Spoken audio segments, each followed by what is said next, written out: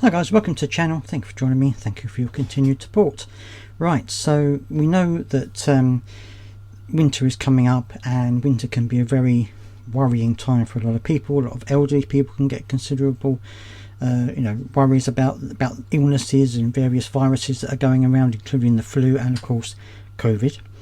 Well, it now looks as though the government are being a bit more selective about who they give the COVID jab to the point where there are many groups who aren't going to get the jab this year, and this is what's caused a little bit of concern. And I'm going to show the article now which talks about it, because basically what they're saying is that unless you are very specific criteria, you're not going to get the jab for free.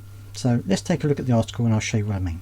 Labour stripped 13 million disabled and vulnerable people of the COVID booster jab. Usually anyone who is more susceptible to infection gets the vaccine.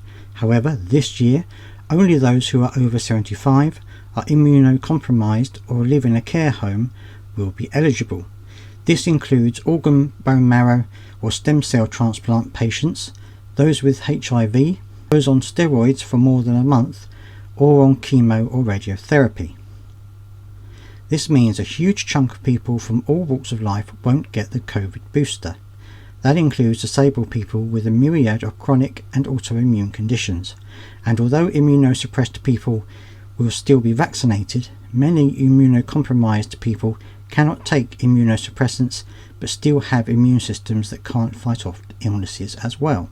It won't just be disabled people who are affected. Pregnant people also won't be eligible, meaning that many will be going into hospital to give birth, fearing that they and their unborn child will be exposed to COVID. The age restriction also means that those between 65 and 74 will miss out. The vaccine eligibility is also not extended to carers and family members, so not only will disabled people will be further at risk. This means 12.9 million will be left unprotected this autumn and winter, which is a drop of 65% from the previous 19.7 million. Just over 1 million of the 6.8 million still eligible are immunosuppressed people. The UKHSA is working on guidance from the Committee on Vaccination and Immunisation, which instead of examining who needs the vaccine, worked out the cost effectiveness of providing the vaccine. The JCVI statement said, "The use of cost effectiveness is a key pillar in the consideration of immunisation programmes, ensuring that the substantial investments in the programmes are a good use of public money, and that those funds would not be better spent on other healthcare interventions." It has led to a more refined approach to the targeting of the COVID-19 immunisation programme, with a focus on individuals where there is good evidence of high risk of hospitalisation and/or mortality.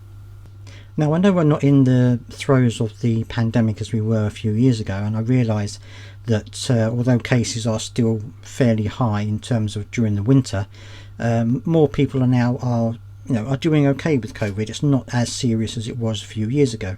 However, it does seem as though the government are just trying to save money here, and that people who would otherwise have been immunised will now not be. And I think the particular worry for me is carers, because obviously carers traditionally or typically would work, or they would be going in and out to the shops or other places, so they're more exposed to COVID than perhaps the person they're caring for. So then if they catch COVID and bring it back to the person they're caring for, it could cause a knock-on effect. The other issue which I think could be considered is the situation regarding the NHS.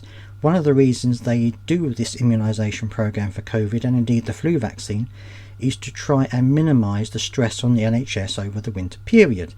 Now, of course, if they're going to give less people with the COVID jab, it means that more people may end up in hospital as a result of complications from COVID.